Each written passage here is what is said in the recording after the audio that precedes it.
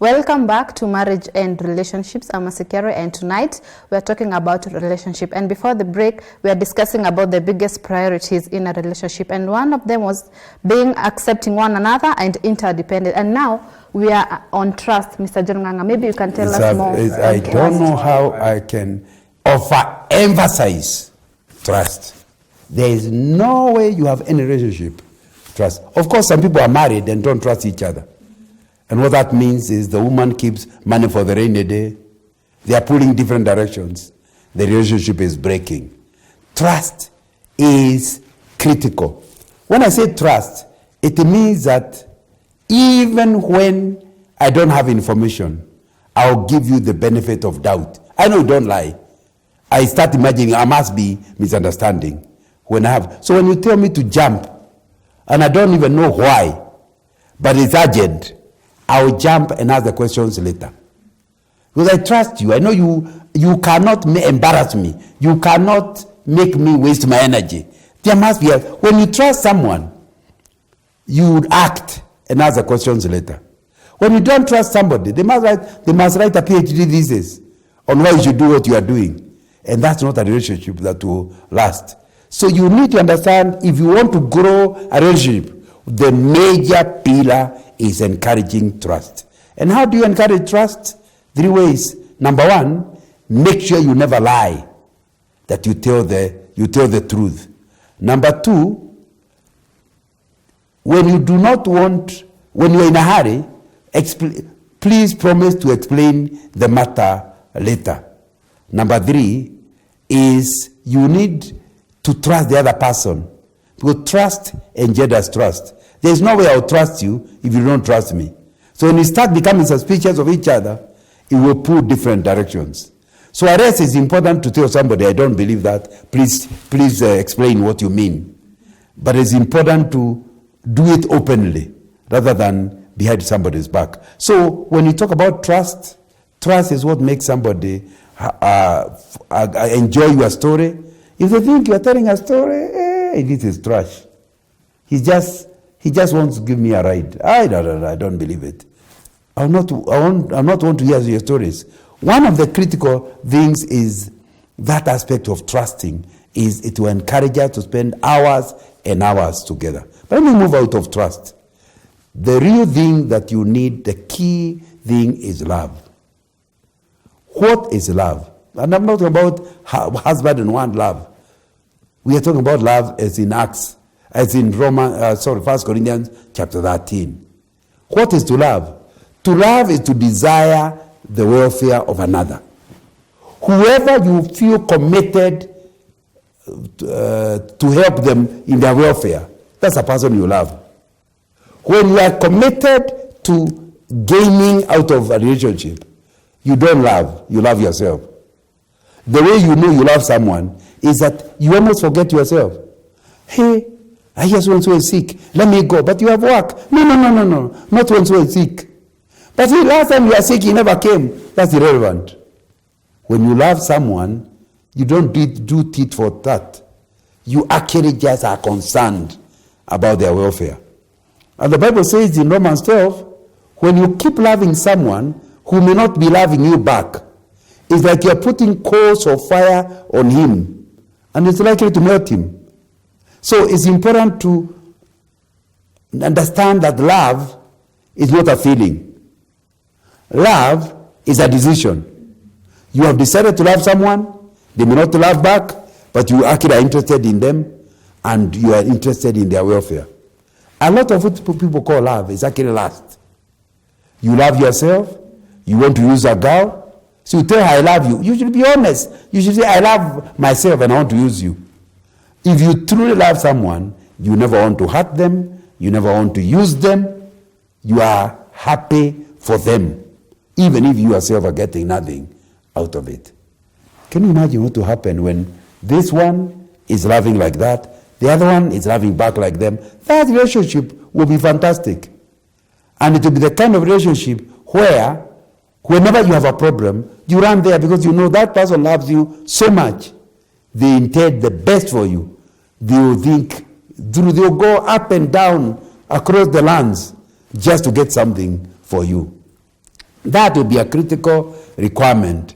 If you are going to have a good relationship, then you certainly need to be somebody who is loving. The next pillar is related with the first, giving. Jesus said, it's more blessed to give than to receive. Now, what then that means is that when you are the type of person, I think I talked about it earlier when I was talking about dependence, you should feel happy that you have something you can give to somebody. It makes you joyful to see the other person receive from you. If you enjoy, and he doesn't even have to give anything back, you just enjoy him receiving. Obviously, over time, according to the promise of the Bible, he also wants to give. But you need to give, not to receive, what you call the agape love. We can go on. There are many, many pillars that we need to think about. Okay, and how can a person manage his or her relationship? Now, having seen what relationship is all about, why we need a relationship, having seen the pillars that hold a relationship, how do you manage it? By ensuring the first two are taken care of. Understanding what the relationship is all about. If you think a relationship is something it is not, the great possibility, very great possibility, is that you are going to misuse that relationship. There are many people who are in a relationship to get, not to give. Now, if that's what you are in, slowly start reviewing your position and saying, yes, I entered in this relationship to get, but I realize that's not the best thing. I want to be in a relationship in order to give.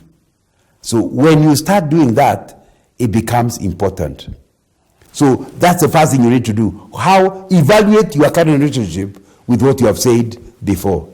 Second thing, I say in my book on friendship or relationship, Friendship by John Nganga, I quote a Kikuyu saying, Dogonema Kenya. Friendship is visiting one another or being one another. In other words, you can tell somebody is not your friend if they don't miss you. You go to America, they don't ring you, they don't email you. Good riddance. Tells you the friendship was fake. When a real friend is away from you, after 1 week you want to call them. Something in you makes you miss them. How do you manage a good relationship? By allocating it time. The language of love is time.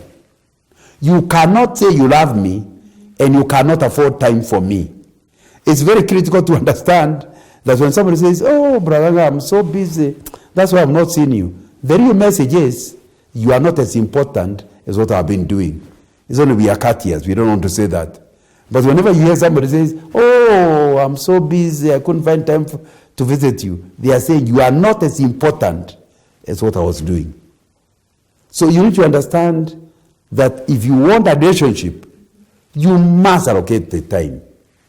And because that's the language of love. When you give me time, I understand. If I come to you and you are talking to me and you are in what is it called, smartphone. You are in a smartphone, and I stop. Continue, and you are continuing. I get the message.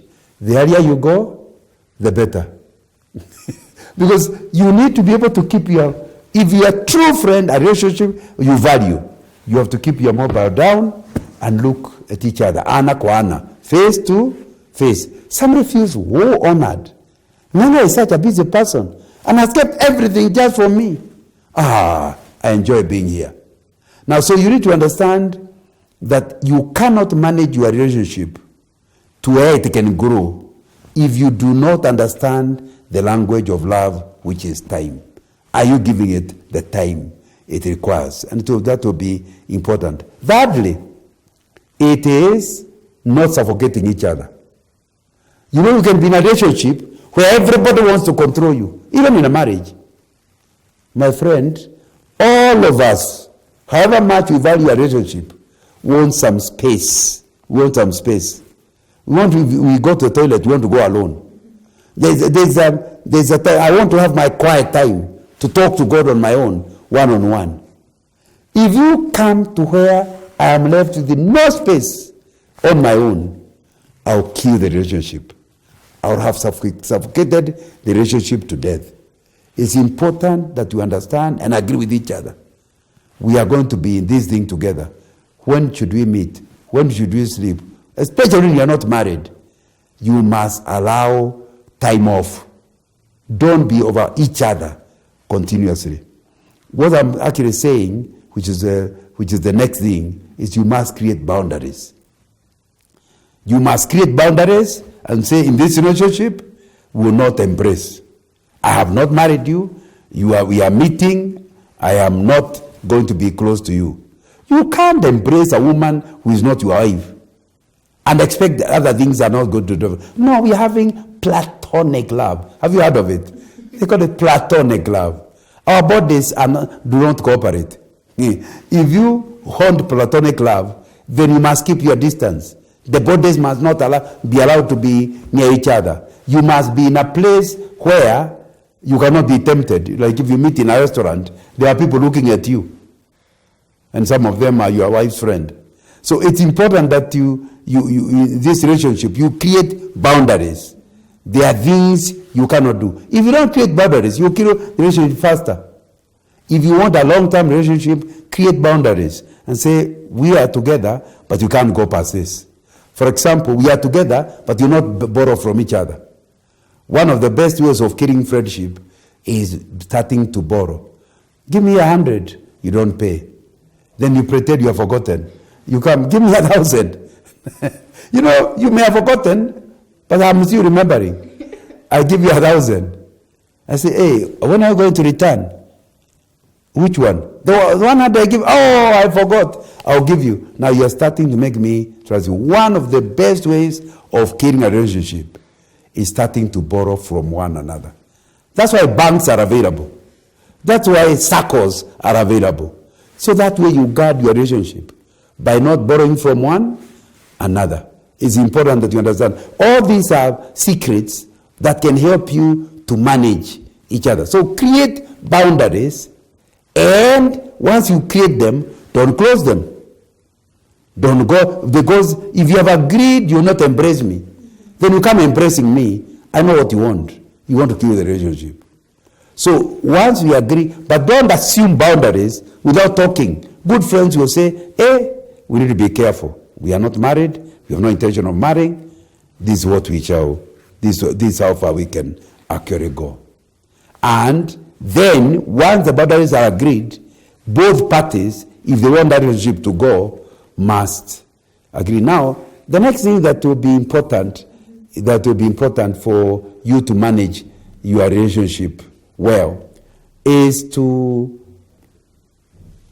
have that relationship not too secret. It's important that other people know about it. Any secret relationship is likely to encourage crossing of the boundaries. So, a good relationship that's not for marriage must be something open. You cannot be having a relationship with somebody else and your spouse does not know. Your spouse needs to know. Because their lack of knowledge is what will make you tempted to get involved in a wrong way. It will be important that it's not a secret, it is something open. That way you can have a relationship, and if your wife comes, she can be part of that relationship without a problem. Thank you so much, Mr. Ng'ang'a. Thank you so much for your time tonight. We've come to the end of our program tonight. We'll be discussing relationship, and we have heard how to manage a relationship. You must create time, create boundaries, and also openness. I'm your host, Mercy Kiari. Have a blessed night.